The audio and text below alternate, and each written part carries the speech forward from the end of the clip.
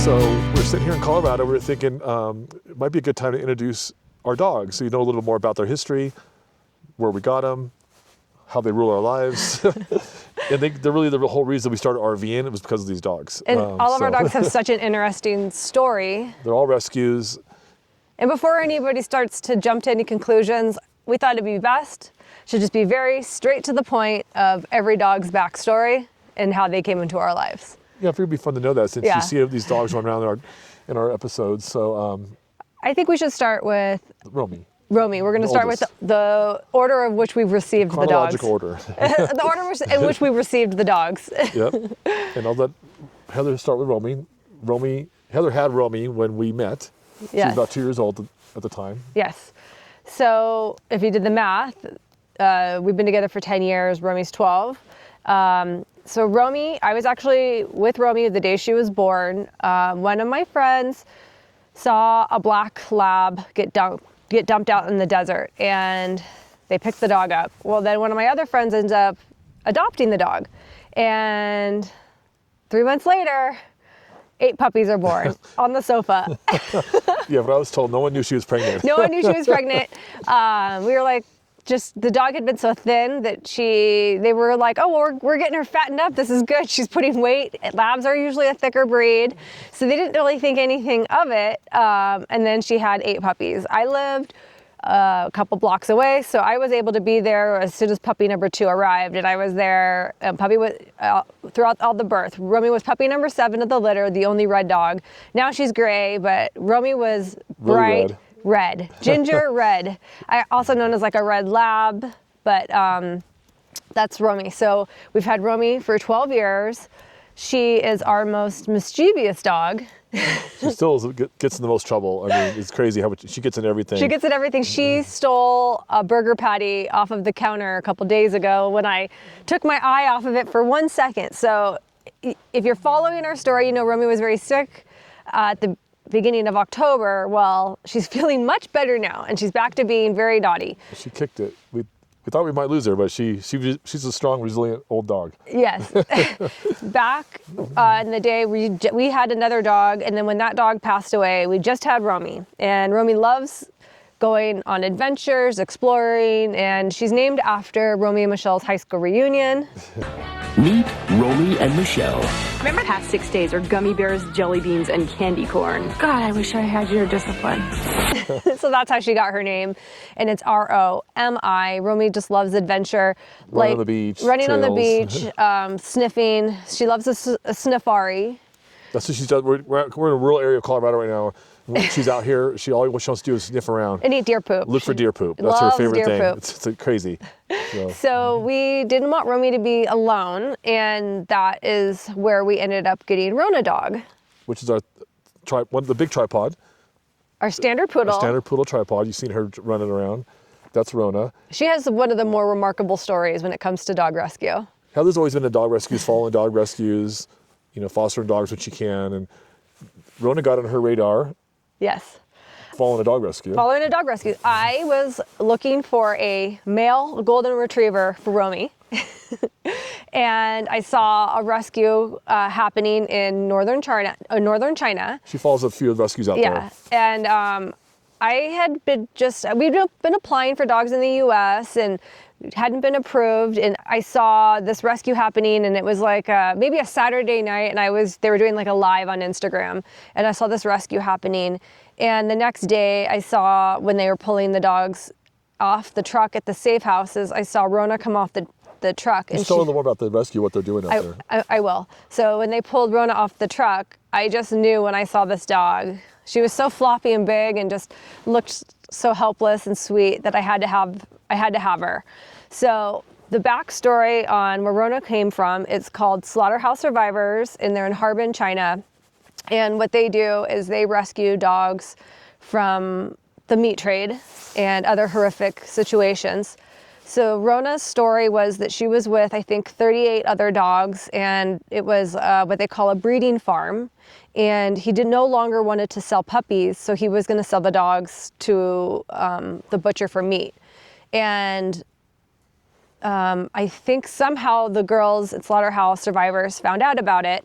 And They're always looking for this they're stuff. always looking out. They're always on the radar. And somehow they connected, and then they drove to go pick up these dogs. And so Rona had a totally different fate if it weren't for these girls. But These 3 girls that live in China that rescue thousands of dogs at this point. and it's just, and to see the videos and photos of Rona, which I think I may share some about Yeah, a little bit, what her life was like before. It's really heartbreaking. She was only 21 pounds when she was rescued. She's 60 now, and she was an adult dog, young adult. She probably was 8 months old when she was rescued. But so she did have the leg, but it wasn't ever a working front leg. It was more like a little T-Rex She leg. had a T-Rex arm, and it had a sore on it. Like so it was broken, no one fixed it or something. Yeah, it held her life back, and it always had a wound on it. So she wanted to run and play, but she had this little arm. It was thought that it would be the best for her to have an amputation, which now you can see her living so free on 3 legs. So that was definitely the best choice for her. Yeah, what that rescue in China does, it finds rescues here in the States or the UK that they ship the dogs to help find them the best homes. So Rona ended up in Seattle, Washington. Yeah, in So Heather 2000. kept following the story. So Rona made it to Seattle, and then that's when our connection started with Rona. Yeah, so I had already been following this dog, and we're in India on a trip, and I see it's January 2020, and I see that this dog is now in Seattle, Washington on Rescue Unleashed in Washington, and I sent an application, and we're on a vacation in India during this time. And I didn't really think a lot of it. I was thinking, well, I really wanted this dog, so much time has passed, but what does it hurt to apply? Because Heather was so connected to this dog. She so literally connected. followed this whole story, which drew me into it too. But Heather was just really every detail for she followed. something about this dog, I just knew that I knew she was our dog. Yep. And we applied, and we came home from India, and probably in February, we heard that we were approved to adopt her. And we all know what started to happen around that time. This is 2020. This is 2020, so we were approved to adopt her, and the dog is now going to have her front leg amputated in the U.S. So postponed. They wanted us to wait until after her surgery to adopt her, and everything kind of stopped, and we weren't able to get a flight up there. And so she has her surgery in April, and Because March, everything shut down. and we couldn't get a flight, and we thought, let's just rent an RV. Yeah, Rona's really the whole reason for RVing. Yeah.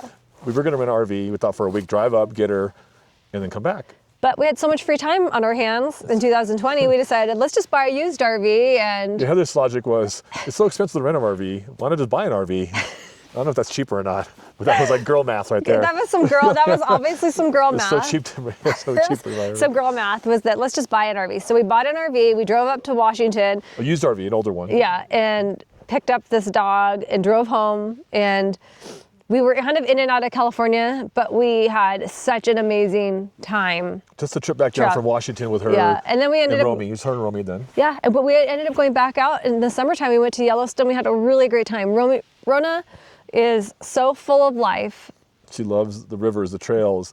So yeah, right when we got back home, we're in the wedding business, so we had nothing to do. All our weddings were canceled that year, so we had a lot of free time. Yeah, so and Rona just we just took off. So Rona loves traveling. She loves to be with us. She loves exploring. She's very cautious of new things and new places and new people. So if you're out and you get to meet us, sit down when you meet Rona, because she's a little shy, and just let her kind of come to you. Yep. But she's our sweetest girl, and she loves water so much. She's obsessed with rivers and She's lakes. the worst swimmer, so she wears a life jacket, but she loves water. Yeah, you'll still see her running the rivers and Yeah. stuff. You've probably seen some of that, but yeah, we love it. So, but she is really the reason we've gotten to RVing, because that summer, all we did is RV all summer. We had never done RVing before in our lives, but we did it that whole summer, and we just fell in love with it. Fell in love with it, and All because of Rona. yeah.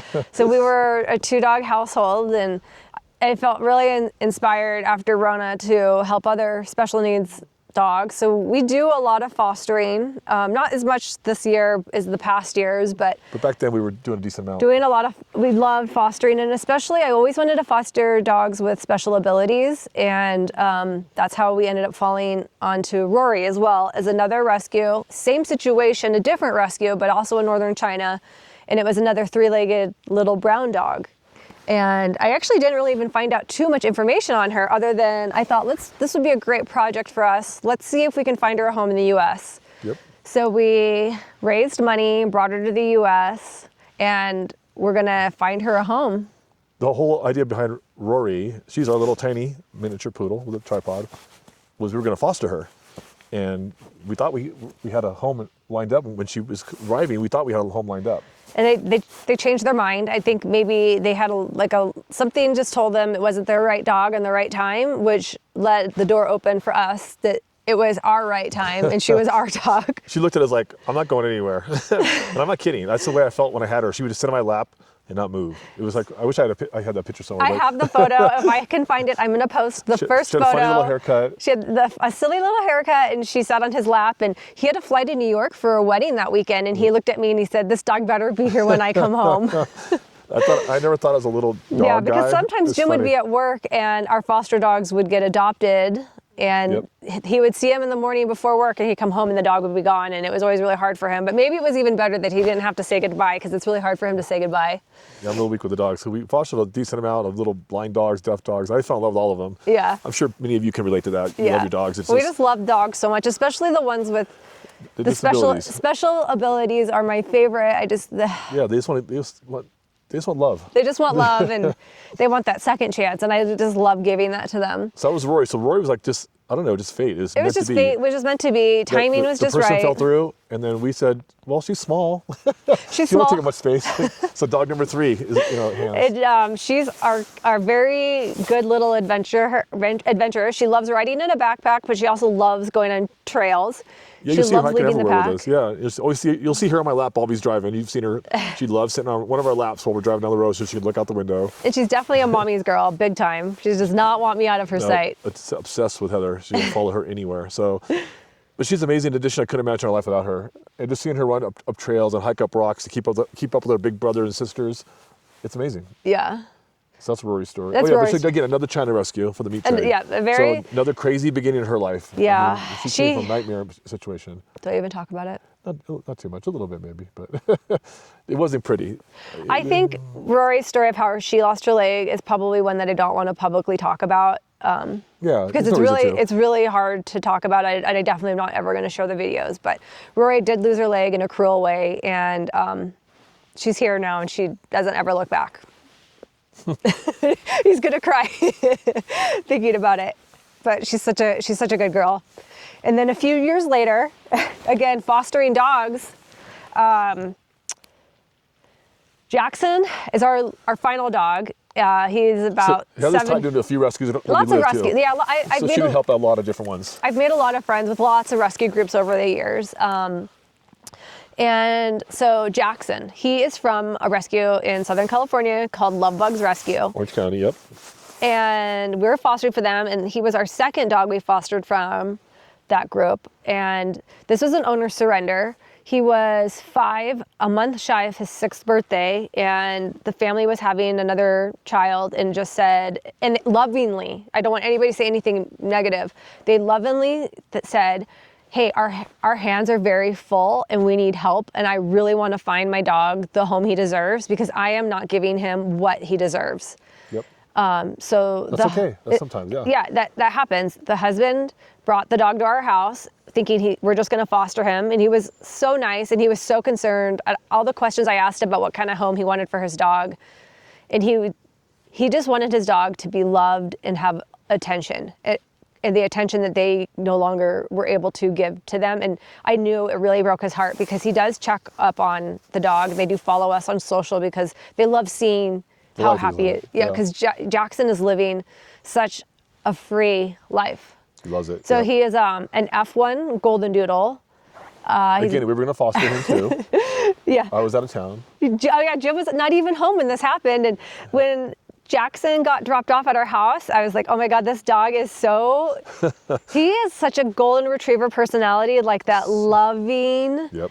When you know golden retriever, that is Jackson, his personality. And I knew within probably a couple hours that night, I was like, oh my gosh, I don't think we can give this dog up. And then the next morning, which was really funny, I took him to the gym with me, and all these guys at the gym kept coming over because he's like a guy's dog, right? So many guys in the group were taking photos of him and talking to me about this dog, and they were like, "Oh, he's so cool! I want to adopt him." And every person that was saying they wanted to adopt him, I started to have that fear of, well, I don't want them to have him. I want him.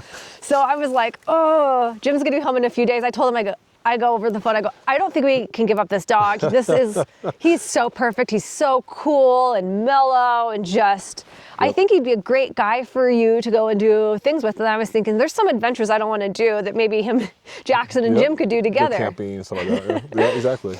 So I let the rescue know, hey, we might be keeping him. I think we want to keep this dog. He just really fits with our family. Him and Rona are just. Which was key. Him and Rona hit it off they like love that. each other so much. They're best friends.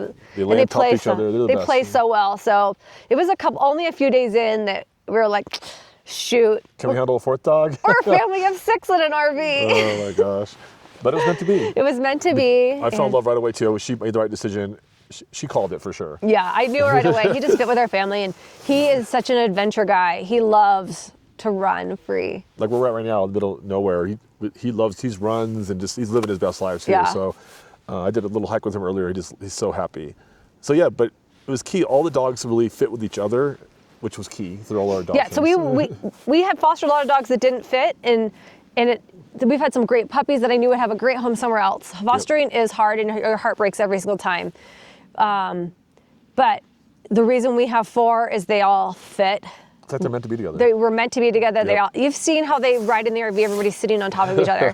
They all fit together, and they're all so in love with each other. So it's just a fit, and that's how we ended up with 4 dogs.